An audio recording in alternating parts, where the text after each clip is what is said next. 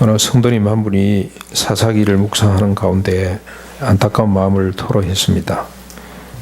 답답하다는 겁니다. 사사기 묵상이 답답하다. 뭐가 답답합니까? 이랬더니 왜 인간이 이러고 있는지 모르겠다. 특별히 이번 주에 우리가 삼손을 쭉 읽어봤는데 1년 내내 안타까움을 어떻게 치울 수가 없었습니다. 왜냐하면 삼손은 시작과 끝이 너무나 어긋나기 때문에 그렇습니다. 삼손은 나실인으로 태어납니다.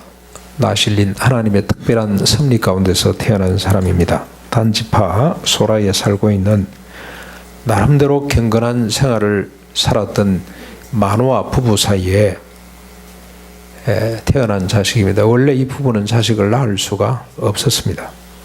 그런데 하나님께서 40년 동안 블레셋 속국이 되어서 억압과 착취를 당하는 이스라엘을 회복하시기 위해 그들 부부 사이에 삼손이 태어나도록 했습니다. 이렇게 삼손은 하나님께 속한 자로 구별되게 태어났고, 그래서 하나님으로부터 많은 복을 받았고, 여러분 저 13장 2절부터 25절까지 보시면 여호와의 영이 삼손과 언제나 함께 하셨습니다. 이처럼 출생과 성장까지는 순탄하고 아름답습니다. 기대와 소망이 넘칩니다. 그러나 그의 본격적인 사역은 뭔가 시원치 않습니다. 블레셋을 치려고 빌미를 찾기는 했지만 끄림직한 행보가 계속됩니다. 이 삼손의 끄림직한 행보는 세 여인과 엮여져 있습니다. 세 여인과 그들과 사랑에 빠졌던 것입니다. 첫 번째 여인은 블레셋 땅 딥나에 있는 아리따운 여인이었습니다. 삼손이 한눈에 반했다고 기록을 합니다. 14장 1절 7절에 보면은 블레셋 사람 딸 중에 한 여자를 보고 그 여자와 말하니 그 여자가 삼손의 눈에 들었더라. 외모만 예쁜 것이 아니고 말도 너무 예쁘게 했던 것 같습니다. 그래서 그 여자와 결혼을 하게 됩니다. 처음에 부모들은 이 결혼을 반대했습니다. 내 형제, 내 백성 가운데 여자가 없어서 이방 여인과 결혼을 하려느냐고 반대를 했습니다만, 그 후에 이 결혼이 블레셋을 치기 위한 전략으로 하나님께로부터 온 지혜임을 알고는 부모가 성낙을 한 것 같습니다. 그래서 잔치가 벌어지는데 이 잔치, 결혼잔치 기간에 삼손이 30명의 덜러리들과 수수께끼를 만듭니다. 아마 그때 당시 풍습이, 블레셋의 풍습이 신랑을 위해서 일주일 동안 친구를 이렇게 30명 가까이 친구를 불러와서 같이 먹고 즐기도록 한 것 같습니다. 그들에게 수수께끼를 내는데 수수께끼 내용이 뭐냐면은 뼈옷 30벌, 그러니까 짐에 너희들 입고 있는 옷 다 벗어내야 된다, 막 이렇게 내기를 걸고 수수께끼를 낸 것 같습니다. 그 내용은 먹는 자에게서 먹는 것이 나오고 강한 자에게서 단 것이 나오는 것이 뭐냐 하는 겁니다. 세상에 이런 수수께끼가 없습니다. 이건 삼손 혼자만 알 수 있는 수수께끼입니다. 억지입니다. 억지 질문을 해놓고 못 풀면은 이게 이제 빌미를 잡아가지고 블레셋을 괴롭히기 위한 하나의 전략입니다. 사흘이 되도록 친구들이 수수께끼를 풀지 못하자 신부에게 와서 위협합니다. 뭐라고 위협하냐면은 너는 내 남편을 깨어 그 수수께끼를 우리에게 알려달라. 그렇지 아니하면 너와 내 아버지 집을 불살라 버리겠다. 너희가 우리의 소유를 빼앗고자 우리를 초청한 것이 아니냐. 그렇게 위협했습니다. 그러자 삼손의 신부가 삼손에게 가서 울면서 말합니다. 당신은 나를 미워할 뿐이고, 그대로입니다. 뿐이요 라고 되어 있습니다. 사랑하지 아니하는도다. 우리 민족에게 수수께끼를 말하고 그 뜻을 내게 알려주지 아니하도다.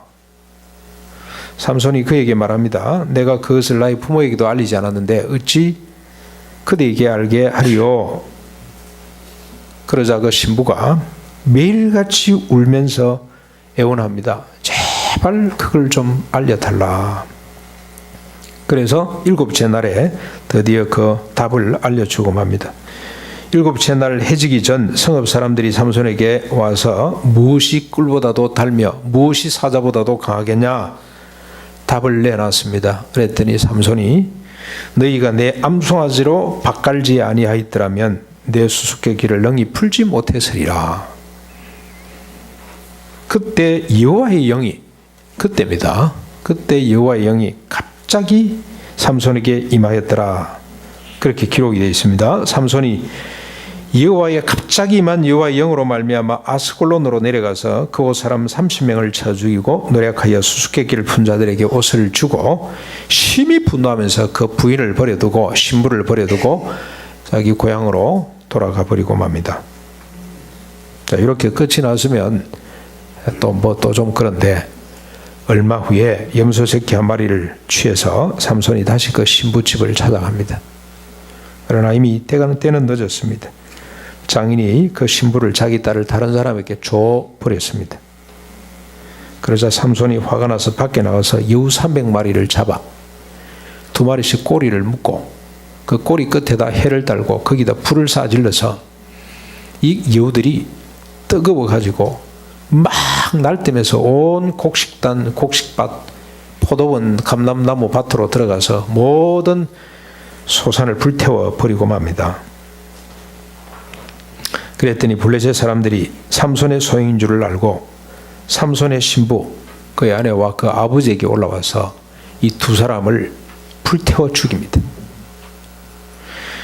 이에 삼손이 블레셋 사람들의 정강이 넓적다리를 크게 쳐서 많은 사람을 죽이고 에담 바위 틈으로 숨어들게 됩니다. 그랬더니 블레셋 사람들이 이제는 유다 지역으로 진격해 들어와서 여기 레히 지역이라고 그랬는데 올라와서 진을 치고 전쟁을 선포하게 됩니다. 그랬더니 유다 사람 3,000명이 에담 바위로 찾아가서 삼손을 흥정해서 끌어냅니다. 내가 너희 손에 대지 않더니 그냥 올라가서 이 전쟁을 네 때문에 벌어졌으니 이 전쟁을 해결하라고 그렇게 손을 묶어서 밧줄로 묶어서 올라갔는데 블레셋 사람들이 이 삼손을 보고 소리를 지르며 그를 향해 마주 나갈 때 또 한 번 여호와의 신이 삼손에게 갑자기 임했습니다. 그랬더니 삼손이 묶여있던 그 밧줄을 불탄 삼같이 떨어뜨리고 특배 하나를 주어서 1,000명을 쳐 죽이는 일이 벌어졌습니다. 저는 초등학교 다닐 때 우리 집사님이 주일학교 교사 되신 집사님이 눈이 아주 불편한 분인데 이렇게 떼고 보고 그래 이러면서 이 이야기를 할 때 정말로 제가 감동을 많이 받았습니다. 이야, 오인의 해병, 제가 초등학교 2학년 때인가 우리 동네에 극장이 생기고 초대 작품으로 오인의 해병 항해시 나오는 이런 작품이 있잖아요.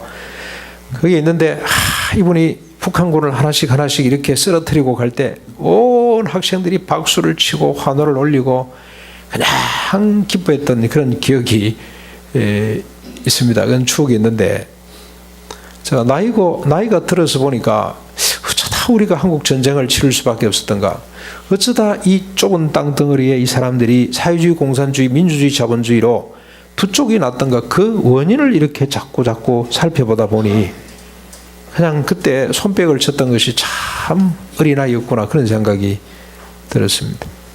삼손도 마찬가지입니다. 삼손이 왜 이러지? 왜 이렇게 살지? 이스라엘 백성들이 왜 이러지? 그 원인을 살피다 보니 뭔가 찜찜하지 않을 수가 없습니다. 블레셋에 대한 심판과 이스라엘을 굶고자 하는 일이라고 하지만 이 삼손의 행위나 이 전쟁이 뭔가 시원치 않다는 생각을 갖게 됩니다. 아무리 맹문을 찾으려고 해도 치정관계에 얽힌 감정싸움 같은 이상을 치울 수가 없습니다. 성령님이 언제나 함께 하시는 것이 아니고 갑자기 임했더라는 이 대목도 의심케 하는 이런 생각을 뒷받침하기에 충분하다는 생각이 듭니다. 요 사건, 이 여자 한 사람은 있으면 또 그렇게 생각을 할 텐데, 여러분 두 번째 여인을 보십시오. 16장 1절부터 3절 짧게 나옵니다만, 삼손이 가사에 가서 거기서 한 기생을 보고 또 보고 눈으로 보고 그에게 들어갔습니다. 가사 사람들이 이 사실을 알고는 그 기생의 집과 성을 에워싸고 밤새도록 기다립니다. 새벽이 되면은 급습하기 위해서. 초저녁에는 내버려 두고 있다가 깊은 잠에 빠져 있을 때 그때 쳐들어가려고 지키고 있습니다. 그런데 삼손이 아마 김새를 차린 것 같습니다. 갑자기 밤중 일어나서 어떡합니까? 그 가사의 성문 짝들 그리고 문슬쭉 빈 문장을 빼어 어깨에 메고 헤브론까지 달려가 버렸습니다. 삼손을 잡으려고 그랬다가 서문이 박살이 났습니다. 근데 그 얼마나 무위가 됐겠습니까? 그래도 아무리 작은 성이라도 맹세기 성문인데 그런 문짝과 슬조 기둥을 빼들고는 60km나 되는 거리를 달려갈 정도니 삼손이 얼마나 힘이 셌던지. 그런데 거기 보면은 성령님이 갑자기 임했더라 하는 구절이 없어요. 이걸 삼손의 지혜 또는 전략으로 볼 수 있겠습니까? 삼손의 결정적인 약점으로 보일 수밖에 없어요. 이렇게 생각하는 것은 또 우리 세 번째 여인이 나타납니다. 16장 4절부터 27절까지 그 유명한 들릴라입니다. 소렉 골짜기에, 이건 소라 자기 고향에서 아주 가까운 지역입니다. 들릴라라 이름하는 한 여인이 있는데 그 여인과 삼손이 또 사랑에 빠지게 됩니다. 이 사실을 안 블레셋 방백들이, 아마 전국에 있는 방백들, 요즘으로 치면은 지방 관리들이 이 여인에게 올라와서 그에게 말합니다. 삼손을 깨어서 무엇으로 말미암아 그 큰 힘이 생기는지, 그리고 우리가 어떻게 하면 능히 그를 결박하여 굴복하게 할 수 있는지를 알아보라. 그리하면 우리가 각각 은 1,100개를 너에게 주겠다. 은 1,100개, 이 금액이 지금 돈으로 어느 정도 되는지는 잘 모르겠습니다만 뭐 엄청난 돈이었겠죠. 방백들이 한두 사람이 아니고 아마 수많은 방백들이 올라와서 각각 은 1,100개씩을 나한테 줄 테니 그 비밀을 알려달라. 그날부터입니다. 그날부터 16장 15절 16절에 보면은 그날부터 데릴라가 끈질기게 삼손을 유혹합니다. 그러나 삼손은 거짓말로 자신의 비밀을 알리지 않습니다. 이게 16장 6절부터 14절까지 나눈 말씀이죠. 그러자 들릴라가 말합니다. 당신의 마음이 내게 있지 아니할 뿐이고 당신이 어찌 나를 사랑한다느냐? 당신이 3번이나 나를 희롱하고 당신의 큰 힘이 무엇으로 말미암아 생기는지를 내게 말하지 아니하였도다. 그리고 난 뒤에 그날부터 날마다 그 말로 그를 재촉하고 졸었더라고 그렇게 기록을 합니다. 얼마나 그를 괴롭혔던지 삼손이 마음이 범인하여 죽을 지경에 이르게 되었더라. 16장 16절이죠. 죽을 지경에까지 이르게 될 정도로 그냥 뭐 도망을 가든지 하면 될 텐데, 예, 그냥 필요 없어 그러고 그냥 벌떡 일어나 나가면 될 텐데 얼마나 괴로웠으면 죽을 지경이 되도록 이게 이 여인을 놓지를 못하는 거죠. 그렇죠? 그러자 그가 비밀을 털어놓습니다. 16장 17절에 내 머리 위에는 삭도를 대지 아니하였나니 이는 내가 모태로부터 하나님의 나시린이 되었음이라. 만일 내 머리가 밀리면 내 힘이 내게서 떠나고 나는 약해져서 다른 사람같이 되게 될 것이다 라고 하는 비밀을 털어놓습니다. 그리고 삼손이 들릴라의 무릎을 빼고 깊은 잠에 빠지게 되고 그 사이 머리털이 밀립니다. 블레셋이 들어닥쳐서나 더 이상 힘을 쓰지 못합니다. 여호와께서 이미 삼손을 떠났기 때문이라고 밝히고 있습니다. 이렇게 삼손이 블레셋 사람들에게 붙잡히고 눈이 뽑힌 채 가사로 끌려가서 감옥 안에서 맷돌을 돌리는 신세가 됐습니다. 사람들이 삼손을 희롱하기 위해 그들이 섬기는 다곤 신전으로 불러내고 많은 사람이 모여서 그를 희롱할 때 삼손이 여호와께 부르짖습니다. 28절이죠. 주 여호와여 구하옵나니 나를 생각하옵소서. 하나님이여 구하옵노니 이번만 나를 강하게 하사 나의 두 눈을 뺀 블레셋 사람에게 원수를 단번에 갚게 해 주십시오 라고 부르짖습니다. 삼손이 블레셋 사람과 함께 죽기를 원했습니다. 그리고 그가 힘을 다해 몸을 굽힘에 밀어냈겠죠. 이렇게 다곤 신전이 무너졌습니다. 그곳에 모였던 많은 사람들, 약 3,000명 가까이 되는 사람 모두가 그 신전에 깔려서 죽게 되었습니다. 자, 이렇게 그의 생애가 끝이 나는데 장엄한 죽음을 죽었으니 긍정적으로 보아야 할 것인가? 그러나 이런 생각을 금방 떨쳐버리게 됩니다. 만약에 삼손이 죽지 않고 또 살았더라면 어떤 일이 벌어졌을까? 제4, 제5, 제6의 여인들이 또 생기지 않았을까? 차라리 죽는 것이 더 나았구나. 그런 생각이 듭니다. 삼손치만 죽지 3,000명을 또 죽인 것은 뭐냐? 우리가 인간적으로 보면은, 휴머니즘으로 보면은 이것도 동의할 수가 없습니다. 그런데 조금만 더 여러분 한번 보십시오. 이 블레셋 사람이 어떤 사람입니까? 삼손이 곡식과 포도원을 불태우자 딥나 사람들이 올라와서 삼손의 부인과 그 장인을 불태워 죽인 사람들입니다. 근데 삼손이 내려가서 아스클론 사람 30명을 죽이고 겉옷을 벗겨와가지고 그들에게 줄 때는 이런 분노를 못 느꼈습니다. 사람 30명을 죽여 네가, 그래서 네가 한번 끝장을 내보자 그러질 않았어요. 그때는 자기 옷이 손실을 안 받기 때문에, 자기 재산에 손해가 없었기 때문에 그냥 가만히 있었던 것 같습니다. 그러자 자기 재산에 손해가 있자, 손실이 있자 올라가서 삼손의 부인과 그 장인을 불태워 죽인 사람입니다. 들릴라를 보십시오. 당신이 나를 사랑하지 않을 뿐이고 나를 속인다고 해놓고 자기는 은 1,100개 주겠다 그러니, 그게 그냥 뭐 그런 재산을 주겠다 그러니 그날부터 삼손을 유혹합니다. 그리고 사랑을 팔아버립니다. 돈이라면 무엇이든지 할 수 있는 사람들이 블레셋 사람들이었습니다. 돈이라면 사람을 죽이기도 하고 사랑을 버릴 수 있는 사람들이 블레셋 사람들입니다. 그래서 삼손과 함께 이 사람들도 죽는 것이 옳은 일입니다.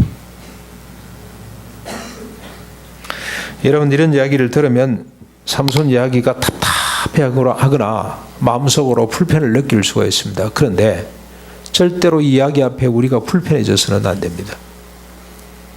왜냐하면 이 이야기들이 우리들의 이야기고 우리들의 현실이기 때문에 그렇습니다. 돈 좋아하지 않는 사람 있습니까? 돈이라면 무슨 짓을 하는 시대에 우리가 지금 살아갑니다. 돈이 인생의 유일한 가치가 된 시대에 우리가 지금 살아가고 있습니다. 블레셋 사람들이나 조금도 다를 바가 없습니다. 돈 많이 준다면 얼마든지 직장 옮겨갈 수가 있습니다. 돈 때문에 사람들을 막 쫓아내는 이런 시대에 살아갑니다. 어쩔 수가 없다 그럽니다. 그럼 보십시오, 여러분. 돈이 우리를 지배하는 시대에 살고 있습니다. 어쩔 수 없대요. 구조조정을 하지 않을 수가 없는 이런 시대에 우리가 살아갑니다. 돈 때문에 그렇습니다. 돈. 저 생각할 때는 얼마든지 다른 방법이 있을 것 같은데 회사가 망한대요. 사람을 잘라내야 된대요. 밀어냅니다. 처자식 먹이 살 일이 지금 걱정인데, 이게 내가 주체가 됐든 격체가 됐든 돈 하는 시대에 살아갑니다. 돈의 유일한 가치가 된 것 같습니다. 그 사람의 인생의 의미를 돈으로 측정하는 시대에 우리가 살아갑니다. 남의 이야기가 아닙니다. 우리 이야기입니다. 멋있는 남자, 예쁜 여자 좋아하지 않는 사람이 있습니까? 성적 쾌락을 쫓아가는, 성적 가치를 쫓아가는 그런 시대에 우리가 지금 살아가고 있습니다. 남의 이야기가 아닙니다. 정신을 차리고 우리가 이 이야기를, 불편한 이야기를 들여다봐야 됩니다. 왜 이러고 있는지를 들여다봐야 됩니다. 삼손이 왜 이러고, 블레셋 사람들이 왜 이러고, 이스라엘 사람들이 왜 이러고 있는지를 우리가 자세히 들여다봐야 됩니다. 기분 나쁘다, 불쾌하다, 그렇게 넘어가면 절대로 안 됩니다. 사랑하는 성도 여러분, 이들이 왜 이럽니까? 왜 이러고 있습니까? 지난주에 우리가 살펴봤어요. 그런데 지난주는 우리가 추석을 맞이해서 한 절반 정도밖에 참여를 안 했기 때문에 또 한 번 봐야 됩니다. 계속 봐야 됩니다. 왜 사람들이 이러고 있냐? 그들에게 왕이 없기 때문에 그렇습니다. 여러분 17장 한번 잠깐 넘어가 보십시다. 17장 6절 말씀인데 같이 한번 읽어보겠습니다. 17장 6절입니다. 같이 읽겠습니다. 시작. 그때에 이스라엘에 왕이 없으므로 사람마다 자기 소견에 옳은 대로 행하였더라. 여기 한 번 더 나오죠. 여러분 21장 마지막 제일 마지막에 한번 가보십시오. 사사기 마지막 21장 25절 또 한번 읽어보겠습니다. 시작. 그때에 이스라엘에 왕이 없으므로 사람이 각기 자기의 소견에 옳은 대로 행하였더라. 이게 글자 한자 틀리지 않고 꼭 같은 말이 두 번 반복됐습니다. 결론입니다. 결론. 사사기의 결론. 사람들이 왜 이러고 사냐? 틈만 나면 하나님을 버리고 바알과 아스타롯을 섬겼던 이유. 그냥 떠나면 될 텐데 결국 자기 머리에 힘이 있다는 사실을 고백을 하고 하나님의 신이 떠나버리는 이 일끔찍한 삼손. 자기 곡식이 다 탔다고 해서 올라와서 사람을 불태워 죽이는 블레셋 딥나의 사람들. 사랑을 헌신짝처럼 돈 때문에 버리는 들릴라 같은 여인들. 인간이 어쩌다가 이렇게 됐냐? 왕이 없어서 자기 소견에 옳은 대로 살았기 때문에 그렇더라 라고 밝히고 있습니다. 기록을 했습니다. 자기 소견, 이게 뭐 재밌는 말입니다. 자기 눈으로 보는 대로, 자기 눈으로 보는 대로, 자기가 욕망하는 대로 자기의 욕망을 쫓아 부패하고 타락한 인간의 본성 때문에 그렇다는 뜻입니다. 자기의 욕망을 정당하지 않는 사람이 세상에 있습니까?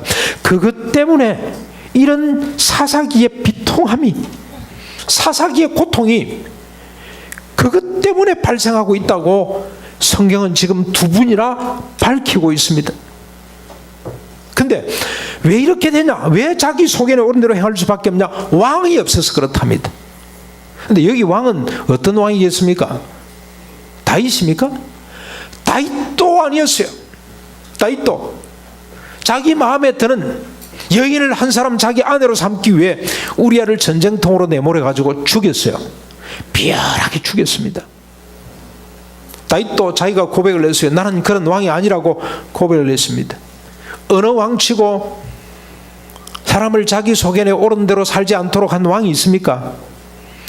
정치적 왕은 아닙니다. 여러분, 우리가 시간이 갑니다만 여기 아주 중요한 성경 구절 하나를 찾아야 됩니다. 사무엘상 8장을 한번 보십시오. 사무엘상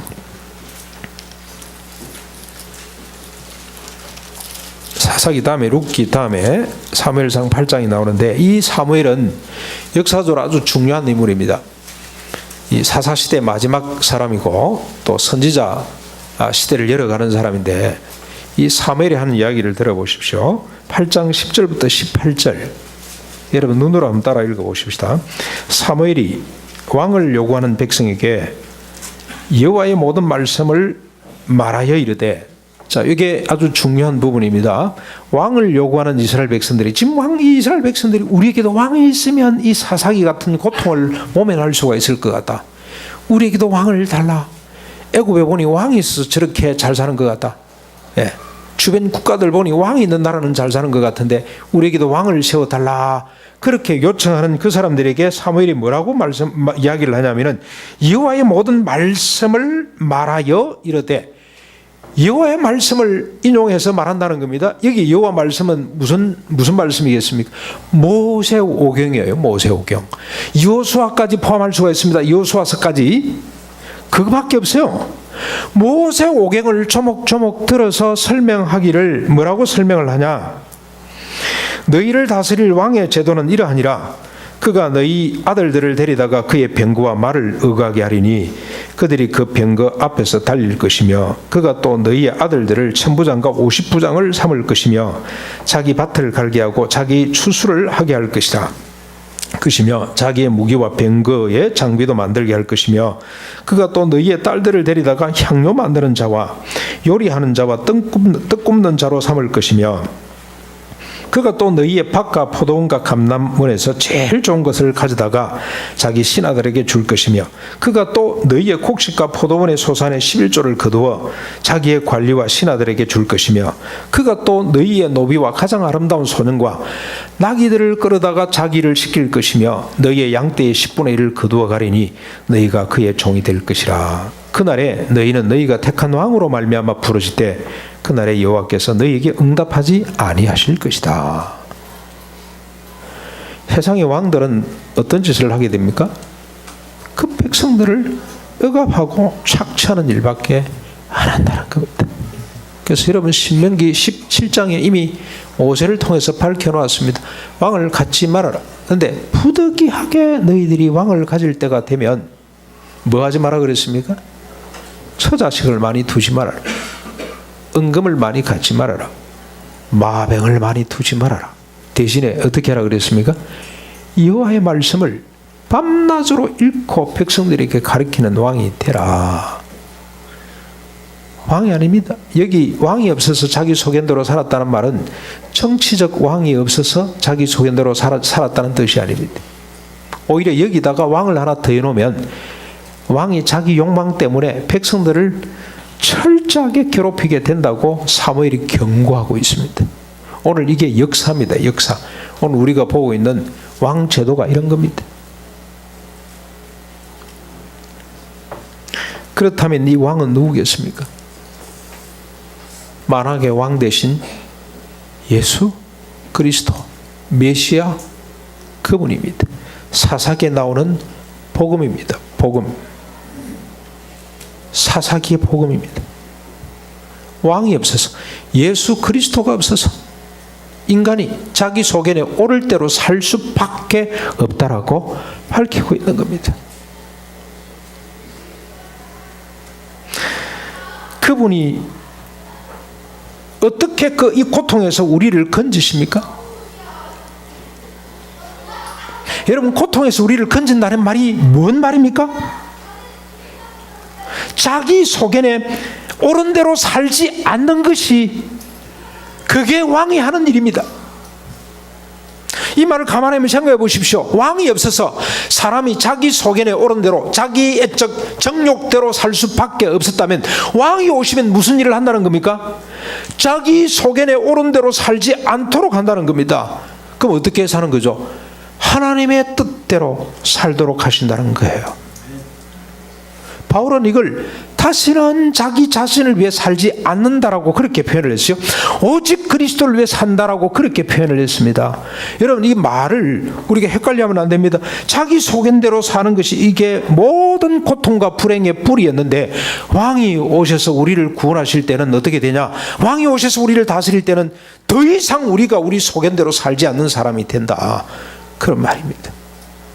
그런데 여러분 참 기가 찬 이야기입니다. 왕이 어떻게 통치를 하고 다스리기에 인간이 더 이상 자기 소견에 옳은 대로 살지 않은 사람이 됩니까?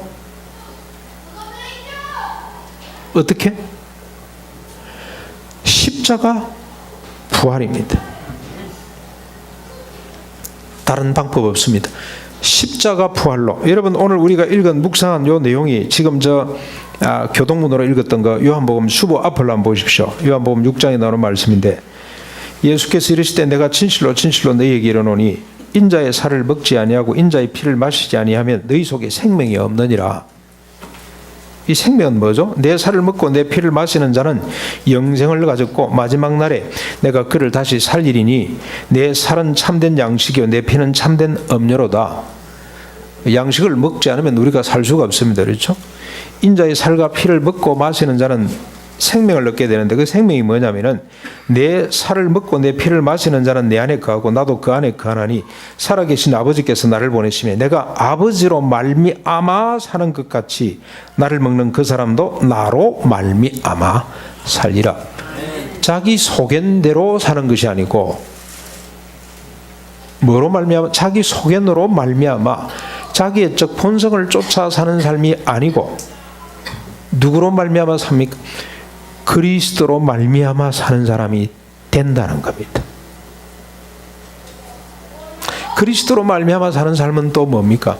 우리가 지난번에 여러분 저 집에 갖다 붙여놓은 거 있죠. 높은 자리가 아니고 낮은 자리로. 자기를 주장하는 자리가 아니라 자기를 부인하는 삶으로. 이게 십자가 부활로 주는 은혜입니다. 한량없는 은혜입니다. 주님이 행하신 귀하고 신기한 일입니다. 이게 은혜입니다. 이게 은혜입니다. 어떤 땅을 밟는다 할지라도 내 소견대로 살지 않고 하나님의 소견대로 하나님의 뜻대로 살기 때문에 다시는 실패하지 않습니다. 억압하거나 억압을 당하거나 착취하거나 착취를 당하거나 이게 자기 소견대로 사는 사람들의 진면목인데 다시는 그렇게 살지 않고 오히려 어떡합니까? 내가 가진 것이 너무 많구나. 갖지 못하는 사람들과 함께 나누는 역사가 나타나게 된다 이 말입니다. 사랑하는 성도 여러분, 이것이 왕으로 오신 주님이 하신 일입니다. 이것이 구원입니다. 이제 우리는 왕의 잔치를 준비하고 있습니다. 10월 18일 이 교회가 또 한 번의 잔치를 준비하고 있습니다. 우리 왕이신 주님께서 잔치를 배설할 겁니다. 이 잔치 이웃들을 초청할 수 있기를 바랍니다. 자기 소견대로 살면서 고통당하는 사람들이 우리 주변에 너무 많습니다. 인생의 참된 의미를 알지 못하고 착취하는 사람이 됐거나 착취를 당하는 사람이 됐거나 주장하는 사람이 됐거나 주장당하는 사람이 됐거나 둘 중에 하나밖에 삶의 방식을 모르는 사람들이 우리 주변에 너무 많습니다.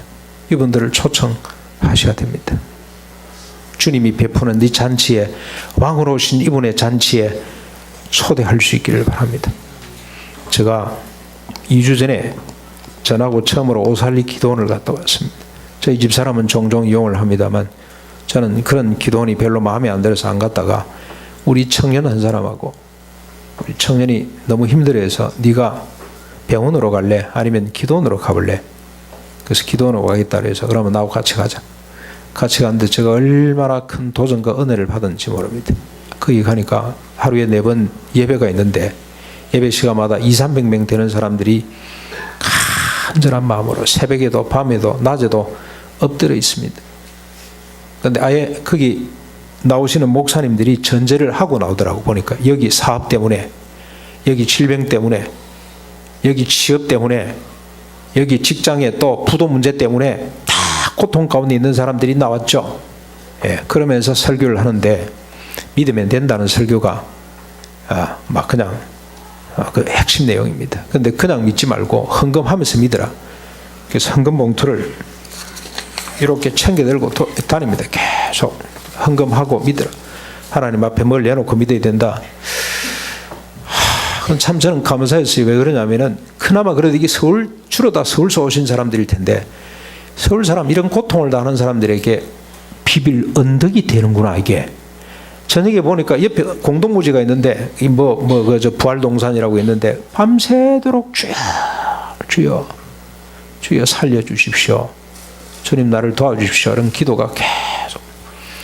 어떤 자매는 예쁘게 머리를 닦고 고운 옷을 입은 자매가 한 사람 앞에 연세 든 어머니인지 시어머니인지 어머니겠죠. 어머니를 앞에 앉혀놓고 권투 선수가 엎어컷 치듯이 뒤에 앉아서 이야 계속 찬송할 동안에 그냥 악을 쓰면서 야 설교 마치고 또 기도하라 그랬더니 또 어머니 치지는 못하고 막 뒤에서 귀신아 떠나가라 그런 뜻인지 질병아 떠나가라 그런 뜻인지 하여튼 약 하고 어떤 분은 자기 아들을 데리고 왔는데 입에 거품을 울고 있고 그 아버지가 넋을 놓고 앉아있는데 보니까 얼마나 안타까운지 가슴이 막 찢어질 듯이 막 아프고 저걸 좀 하나님 건져주십시오. 하나님의 나라는 질병에서부터 자유케 되는 나라인데 저들을 좀 건져주십시오. 그 기도가 절로 나올 수밖에 없어요. 이 청년도 정신을 잃어버리고 자기 기도는 뒷전이고 안타까워가지고. 근데 정말로 제가 안타까웠던 것은 뭐냐면 설교자 하루에 4번씩 바뀌는데 그 중에 한 사람 정도는 십자가 부활 이야기를 좀 하면 좋겠다는데, 그게 대부분의 사람들, 병 걸린 사람, 요즘 병 걸린 사람 많이 안 올라와요. 병원에 하도 이제 의술이 발달하고 해서 그런지 병원으로 가는 것 같고, 주로 보면은 삶에 큰 고통을 안고 와 있는데 그 원인을 조금만 들여다보면 사사기 시대 때 고통하고 똑같은 거란 말이죠. 자기 소견에 옳은 대로 살고 싶은 욕망 때문에 당하는 고통이 대다수란 말이죠. 대다수. 십자가 부활로 자기 소견대로 사는 것이 아니고, 그래서 보니까 거기 온 사람들은 자기 소견대로 사는 세상에서 힘없는 사람들, 자기 소견이 별 볼일 없는 사람들, 이런 사람들이 다 와 있는 것 같아요. 그래서 그 사람들이 중요한 것이 아니고 하나님 이 땅을 치료해 주십시오, 자기 소견에 옳은 대로 사느라 이렇게 고통당하는 사람들을 양산내는 이 세상과 이 인간을 주님 불쌍히 여겨주시고 십자가 안에서 자기 소견이 죽고, 예수님이 달려 돌아가실 때 자기 소견대로 살려고 하다가 죄 지은 모든 죄값 사망입니다. 삼손이 죽을 수밖에 없었던 것처럼 이 사람이 이 모든 죄가 용서받을 뿐만이 아니라 근본적으로 자기 욕망대로, 자기 옛적 욕심대로 살 수밖에 없는, 자기 소견대로 살 수밖에 없는 옛사람이 함께 죽어야 돼요. 그래서 삼손이 죽었고 블레셋 사람들이 다 죽었어요. 죽지 않고서는 끝이 안 납니다. 제4, 제5, 제6 여인을 찾아 또 나갔을 겁니다. 죽어야만 해결됩니다. 근데 하나님께서 어떻게 이 사람을 죽이도록 하셨냐? 예수 그리스도가 죽을 때 네 소견대로 살던 옛사람이 죽었느니라. 이게 은혜입니다. 이게 구원입니다. 이게 비밀입니다. 너무 귀해서 우리 지식으로는 미치지 못합니다만 이게 십자가의 비밀입니다. 그리고 우리를 다시 살려내셨습니다. 주님이 부활하실 때 우리도 다시 끄집어 그 죽음에서부터 우리를 살려 새 생명 가운데 거하겠는데, 이제 다시 살린 생명은 뭡니까? 이 생명은 어떤 생명입니까? 자기 소견대로 사는 것이 아닙니다. 더 이상 자기 소견대로 사는 사람이 아니라 하나님의 소견대로, 하나님의 뜻대로, 하나님의 마음을 쫓아 사는 사람들이 되는 겁니다. 이게 왕이 하시는 일입니다. 이 왕의 잔치에 우리 이웃들을 초대할 수 있기를 바랍니다. 저들이 왕을 만나고 자기 소견으로 고통당하는 삶이 아니라 왕의 뜻 가운데 풍성한 삶을 발견하는 축복이 우리 이 10월 18일 그날이 될 수 있기를 간절히 바랍니다. 그래서 여러분, 오늘 주보안에 초청장 한 장씩 넣어두었습니다. 가실 때 한 장만 들고 달랑 들고 하지 마시고 좀 많이 좀 챙겨가십시오. 우리 주변을 여러분 한번 보십시오. 왕을 만나지 못해서 자기 소견대로 살다가 엉망진창이 된 사람들을 여러분 한번 찾아보십시오. 그분들에게 담대하게 소개하십시오. 왕이 있다. 왕이 오셨다. 이번에 우리가 잔치를 연다. 한번 와봐라. 한 번만 와봐라. 와봐라. 그렇게 여러분이 초청해 주시기를 바라고, 그 다음에 나가실 때 여러분 이거 하나씩 다 받아가십시오. 이게 그냥 주보 열라 그러니까 흘러내려가지고 안 돼서 지금 밖에서 나갈 때 하나씩 드리겠습니다. 이웃사랑 복음잔치를 위한 기도 카드입니다. 여기 내가 초청할 사람 이름을 적고, 내가 지금 전도할 사람은, 멀리 있는 사람은 밑에다 적으시고, 내가 초청할 사람들 이름을 적고, 큰 바늘과 작은 바늘이 만나는 정오 12시 내가 품은 영혼들이 예수님을 만날 수 있도록 함께 기도하는 시간을 갖기를 원합니다. 다른 데 가면은 12시간 마라톤 기도회도 하고 막 하여튼 열심을 내는데, 우리 교회는 너무 신사적인 교회라 그렇게까지는 하지 않겠습니다만 12시 땡 할 때 점심 식사하기 전에 기도하시는 순간에, 혹시 직장에서 기도 안 하시고 점심 드시는 분들 있습니까? 이번 기회에 한번 해보십시다. 기도하시면서 하나님, 이 영혼 주님 만날 수 있도록 해 주십시오. 왕을 만날 수 있도록 해 주십시오. 더 이상 자기 소견 때문에 고통당하지 않는 인간이 되게 해 주십시오. 여러분 간절히 기도하시길 바라고, 앞에 또 기도 제목 4가지가 있습니다. 좀 무식합니다만 내가 했는지 안 했는지 체크를 해 가시면서 한번 2주 동안 우리가 집중적으로 기도를 하시고, 그리고 특별 새벽기도 2주 동안 하겠습니다. 기도 외에는 방법이 없습니다. 성령님이 감동을 주셔야 됩니다. 그래서 우리가 2주 동안 기도하시는데, 교회 가까이 계시는 분들은 교회로 오시고, 차로 오시는 분들, 10분 거리에 있는 분들은 교회로 오시고, 그 밖에 계시는 분들은 가까운 교회에서 여러분 시간을 정해놓고 한번 기도하시기를 바라고, 그 다음에 또 하나, 새벽기도 몇 분 빠졌다 그런 분은 토요일 우리가 상시할 수 있는 기도회가 있습니다. 토요일 저녁 8시에 오셔서 우리가 같이 한번 정말로 한 영혼을 붙잡고 기도하는 시간을 가져보십시다. 타사를 품고 기도할 때 내 영혼이 새롭게 되고 내가 성숙해지는 축복을 우리가 받게 됩니다. 그래서 여러분 토요일 저녁에 8시 새벽 기도회, 정오 기도회 이 3번의 기도를 꼭 기억하시고 함께 기도로 동참해 주시기를 간절히 바랍니다. 우리 말씀을 생각하면서 507장 찬송하겠습니다.